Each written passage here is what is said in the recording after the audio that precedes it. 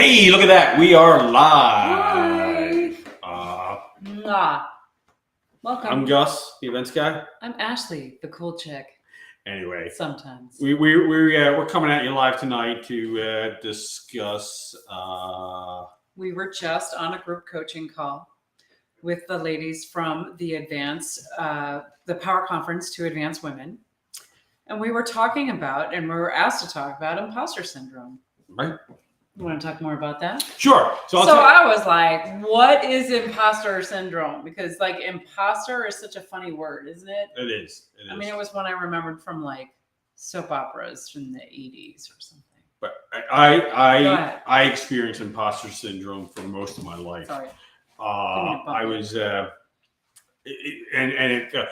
so imposter syndrome is never feeling like you belong or feeling like you don't belong in a given situation you are. It could be in a job. It happens often in a job. It feels like, hey, they hired me to be the vice president of this company. I don't feel like I should be the vice president. I feel like I'm a fraud. I feel like this is not right for me. So anyway. So if you were to boil it down, and I don't mean to interrupt. No, I was going to tell a story. Oh, okay. Well, I was going to say like imposter syndrome is like just like there's that voice in your head that says like, dude, you don't know what you're doing. You don't know what you're doing, and you don't know how to do this. And what are you crazy? You're gonna find out you're a fraud. Find out you don't feel like you belong there. So, my entire life, I actually felt like I didn't belong. My father was divorced and remarried my mother. We had another family. The first family, though they were no longer in the picture, I was in with my first cousins, and I never really felt like I was as close to my first cousins as my first cousins were to each other, because they all went to the same school, they all grew up in the same neighborhood. I lived in a different town. I wasn't there in the beginning, so to say. So you were like a visitor in your own family. I was a visitor in my own family. Okay. But I've always been so outgoing and so straightforward and just like, that's what you did to overcome it. That's what I did, but I didn't do it. It wasn't conscious. It wasn't conscious, but I just felt like I always had to be better. So then we moved to a school district that everybody else had been born there and grew up there. Not me. I didn't go to the same classrooms they were. And then in 7th grade, we moved to a bigger school district, and everybody moved to Bucks County. And most of the people there had grown up in that township or the two towns. And they all knew each other. I didn't feel like I belonged there. But, I was outgoing and I was accepted by everybody. Nobody ever told me I didn't belong, which is very interesting. Nobody said, Gus, you shouldn't be here. You're not part of this. It was the voice in your head. It was the voice in my head, totally. And then on at jobs that I felt like I didn't belong, and just my whole life until somebody introduced me to the concept, and not that long ago, only about 5-6 years ago, of imposter syndrome. And I realized, my God, I've had this in my entire life. And there were like 3 times in my life I didn't have it, and they were all in different organizations. And those 3 times I excelled in those positions. I blew the doors off on all three of those jobs. So kind of the fun thing about imposter syndrome, like most of us don't know we have it. We're just in our heads going, oh shit, somebody's going to find out I'm not that smart, or oh, somebody's going to find out I'm not that good at this, or somebody's going to find out. Sure. And then we tend to self-sabotage, right? We prove the little voice in our heads, right? Oh yeah, we screw something up, and then we even say to ourselves, see, I told you I wasn't that good at this. But what did you, I love that you have this kind of recent discovery of this, because once you discover it in yourself, and like once you go back and go, oh, or like, oh, I didn't even realize that I didn't realize, that I felt this way. Right now, when you're identifying right at this moment, there's a tinge of, am I the person be going live? Like, why am I doing here doing this live? I don't know. Who are we to talk about imposter syndrome? Who are we to talk about imposter syndrome? But no, we are the people talking about imposter syndrome. Here we are. We're doing it. Okay. We're stepping out of our comfort zone. We're going live. We're talking to you. I just thought it was right. It took me a while to really understand what imposter syndrome is, but I think the way that I understand it is essentially everybody on this planet, like every human being, has a voice in their head saying you're not good enough, you're not smart enough, you're not pretty enough, you're not man enough, you're not whatever enough. And then that plays, if we let that voice be loud, it can really control us, or we need to just acknowledge it and then control it and just go like, yo, shut up, little voice. I'm going to go work on this thing. Gus, the events guy. Gus. Ashley, the cool chick. We produce events for a living. I don't know if Ashley feels this way, but often we're at an event, whether it's 50 people or 5,000, and I'm like, dude, you're the guy in charge here. And it's like, and I'm talking to myself, like, really? I'm like, wow, like all these people working here and all these people in attendance because of the stuff that Ashley and I did. And we're the ones producing the event. And I'm like, who am I the guy to producing it? The hotel or the venues are like, dude, you're the guy bringing the event here. So, I mean, I've been producing conferences and facilitating them for over 20 years. And for a really long time, I always felt like, oh God, I have to get up in front of everybody and talk, and I have to say something, and I have to make sure I do this correctly and perfectly and everything. Oh no, I forgot such and so. But it wasn't until pretty recently that I sort of had this shift in my own mindset. I was like, they're here because I asked them to be here. And it's my job to like facilitate this and to make sure that they have a really incredible experience, like a really valuable experience. And with so the events that changed everything. And with the company now I'm much more. Yeah. With the company you started, Conferences Connect. Yeah. I never felt like I truly belonged there. About 2 years ago, when I started actually speaking up. What's that? About 2 years ago, I started speaking. Doing really well. I started speaking up in these events, and I started like, hey, I'm here if you need me, all this stuff, and I've done a lot better job at it. I belong. I can't believe I belong. You belong. You're in charge. So what can you tell us about? Well, one of the things I wanted to just get that. That's why I'm here. I have a slightly better vision, but not that much better. So it is that sort of insecure voice saying I'm not good enough, or I don't belong, or and so some of the ways that this shows up is like it has to be perfect. It has to be absolutely perfect, or we can't do this. We can't move forward with this. And if it's not 100% perfect, we're not doing it. That's actually a part of it. I'm guilty of that often. Yeah, I get that. Attribute success to luck. So yes, you're lucky. I am lucky, but that's different. We don't have that issue. No, I mean, I think there are times where I said, hey, I put this really great conference together and it helped a lot of people. And then somebody else may said, well, you just picked the right topic at the right time. And I'm like, yep, that's part of it. Right. So I know people always look at us and say, you guys are so lucky. You guys are so lucky. You travel, you have your own business, you work together. We planned that.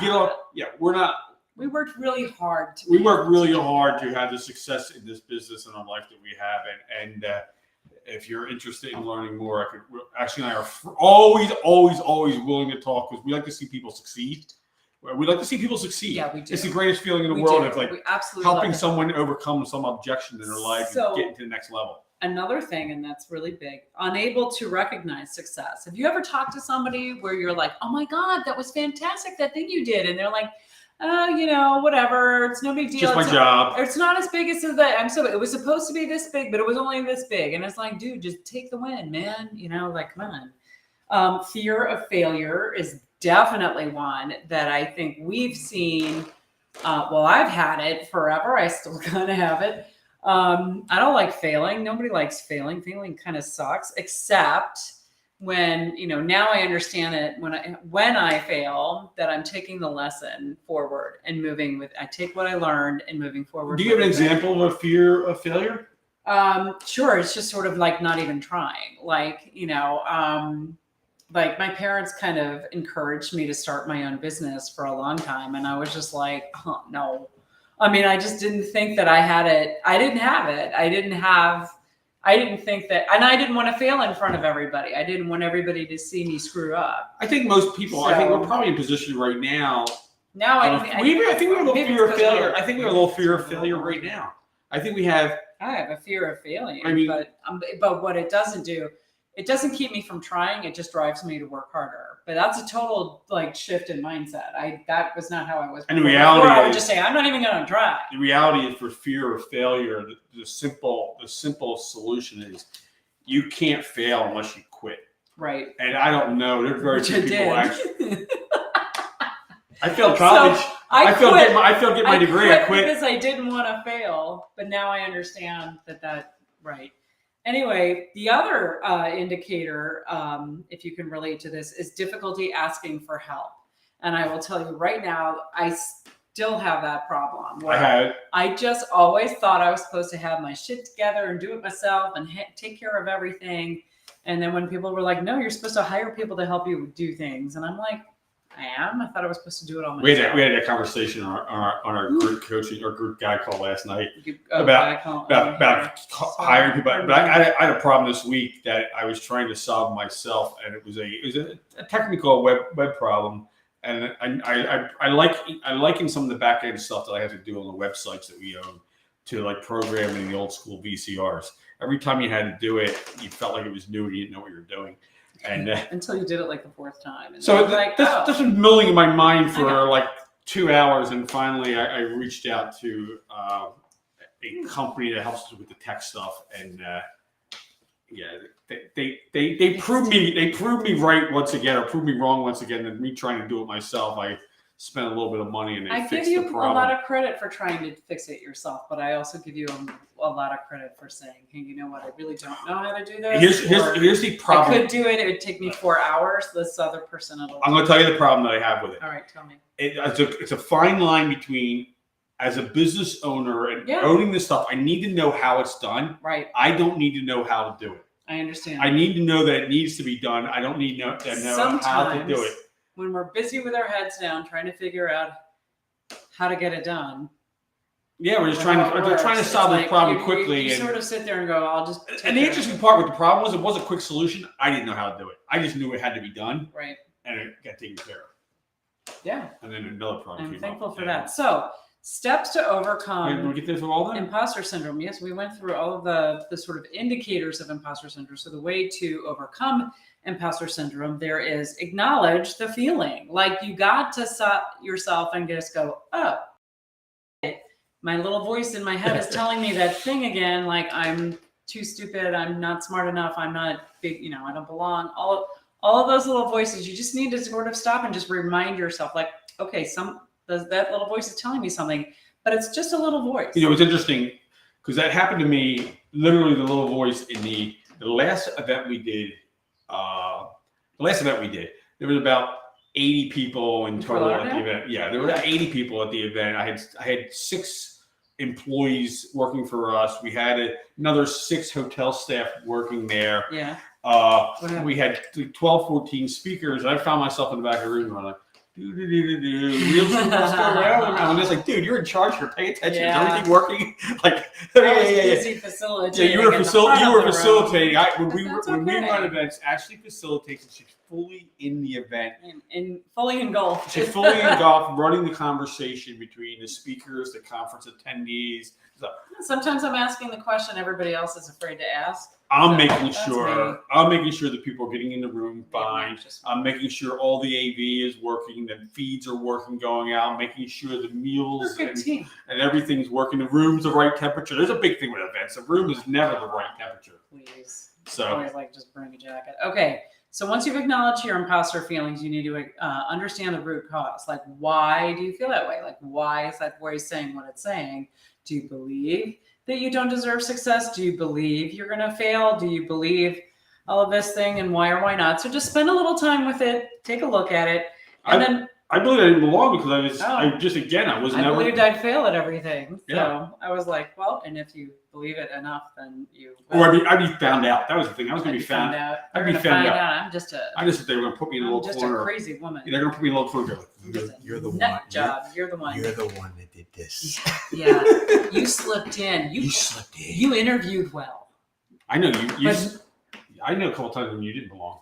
Probably. There are a couple parties you've been to that you were not invited to. I know, and that drives me crazy. I had a good time. Actually, just sneaks in the back door. Okay. The next thing to do is to focus on facts, not feelings. So this is a part of, and then we're just remember again, as human beings, we are hardwired to have these voices in our head. So you just need to stop it or acknowledge it. But then when you start feeling like a fraud, you need to focus on positive facts. Like, hey, I've got the education, I've got the experience, I've got the ability to go ask people for help, right? This is probably going to work out okay, and I'm going to look like a rock star. So that's facts.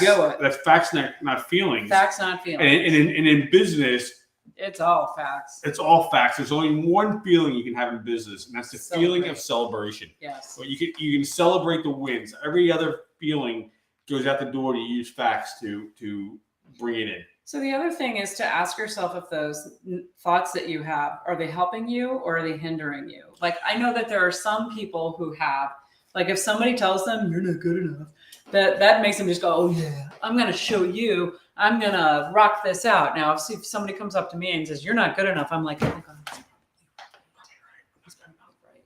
So if something like that is to you as a challenge and you're like, oh yeah, I'm going to prove you wrong, mother effer. Then that's something that helps you. And if it's something that hinders you, like it would me, because I would just sit there and shrink and go, oh shit. So moving along those lines, that was number 4. Moving along those lines, one of our mentors, Elena Cardone, Love her. she always asks the question, or she states the fact: Yeah. you're either building an empire or you're destroying one. With every action, every word, everything you do, you're either building your empire or you're destroying your empire. That's right. So choose wisely. Yes. Everything you do, every person who you bring into your empire, every person you don't bring into your empire, every decision that you make, every choice you make, you're either building and I think when you do that and you've got that filter there and it doesn't pass the test, it'd be like, okay, no. Do you make any decisions a day you make? Probably a lot. 35,000. Like today at the wow, really? 35,000 decisions a day. Okay, so was it more today because we went to the Whole Foods salad bar? Isn't it nice to have salad bars again? And then I'm trying to decide. I missed salad bars. I'm so Ashley came out with like I had a kid. the weirdest combination of food. I'm like, I'm gonna try a little. Do you ever go to one of those candy places that has the bins and like you put it in the bag? Ashley's lunch from the salad bar. We go to the salad bar all the time. Ashley's lunch. A little bit of everything. Ashley's lunch from the salad bar. Looked kind of gross. It looked like the food court at an international hotel. It was just like Indian food and Italian food and Jewish food. I had every. Dude, what's that smell? You're like, I don't know. I went for the international poo-poo platter. Anyway, the 5th thing you can do with imposter syndrome, reframe your thoughts. So you recognize you're thinking this, you're deciding whether or not it's helpful for you. Take the next step, reframe your thoughts, and remind yourself, instead of telling yourself that you don't deserve success, reframe your thoughts to give yourself more credit and enjoy the experience. And as I was saying to somebody recently, like, she's got a new job, it's in a new building, it's with the same like super boss that she had, but she has a new like one-on-one manager. And I was just like, man, you're in a perfect position. You have a great opportunity to just lean into this. Like, you have experience, and she was just waiting for, the tide to kind of roll her along. And I'm like, no, sister, you gotta like step up and just say, hey, to your manager, what can I do to bring value to you? Like, what do you need as a win for your organization, for you and your role? And how can I help you get to that? That's going to completely shift her. I hope she does. So if you don't know how to reframe your thoughts, here's some suggestions. Own your accomplishments. Go take a walk. Okay. Yeah. Own your accomplishment. Like, sit there instead of like thinking about how much you don't deserve anything. Start writing down like why you deserve it. Like, most everybody has graduated high school. Did you go to college? You've got experience with this. Maybe you even have experience at home with a similar type of situation. Look at all your wins. This is what you bring. Absolutely. Instead of setting impossibly high standards, set smaller goals so you can enjoy the process. I'm actually going to ditch that one. You got to really just go for it. Well, there's two things here. There's 3 things here. Dream big. Well, you got to dream big, bigger than you ever imagined. Yes, you don't want to set. Okay. Then you got to set big goals.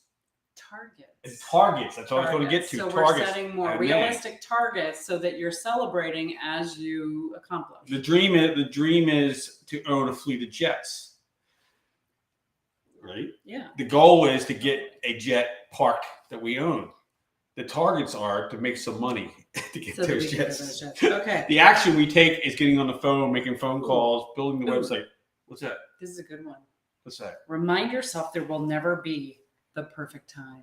So for anybody who's like, oh, really? I can't do that until I have this. I can't do that until I have this. I can't have the house until I have this much in the bank. I can't have kids until I have this and this and this. It's never going to be a perfect. It goes along with one of but my. It'll be perfect because it's the way Yeah, it goes along with one of my favorite things. Shit works out.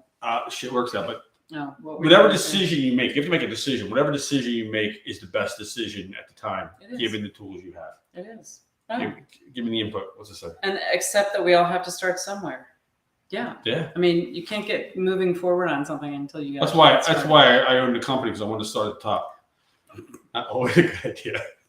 I like my CEO title that I gave myself. Yeah, he was like, wow, congratulations. And I'm like, it wasn't that hard. I just put CEO. I got demoted earlier this year. I removed my CEO title and put a president's title. There you go. I got to earn more money to be considered a CEO. I like this next one. Accept that it's okay. Accept that it's okay to make mistakes. I find that unacceptable. Okay. No, it is okay to make mistakes. Mistakes are part of life. Mistakes and failure kind of go hand in hand. The most successful people I know make a lot of mistakes. That's how you look at in baseball. If you're hitting a 3.33, that's incredible batting average. You're failing 66% of the time. But the point is, you're getting up to the bat. The point is, you're getting up to the bat. The point is, you're taking your swing, right? Isn't it the Gretzky? You're only gonna you'll miss every shot you don't take. Yeah, and always go where the puck's going to be. Oh, okay. Something about a puck. And then the last one on here: reach out for support. I am so bad at this, but I'm getting better. Is you need to ask for help. You can't be perfect at everything. You can't be excellent at everything. You can, I guess, but like for real, it's not realistic for you to be the person who's accomplishing everything. So for that, I thank you so much for calling that person to fix that thing on our website, because, I needed you back for other stuff. And now somebody else took care of it and it's done. Yay! Yeah, it's all good.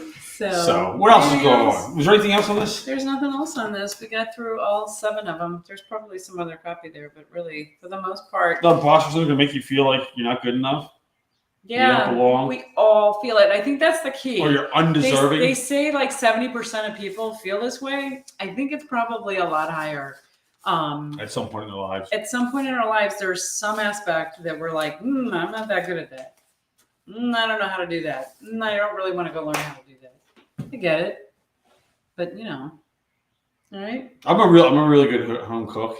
He is. And I'm a really good home eater. And sometimes when we have dinner parties, at some point in the night, I would be like, "Oh shit, am I trying to do too much? I don't belong here." Oh, really? That seems crazy. Sometimes. So what else is going on? We just talked about all the imposter syndrome. Yeah. What else can we share with our audience this evening? About maybe some things that we have coming up.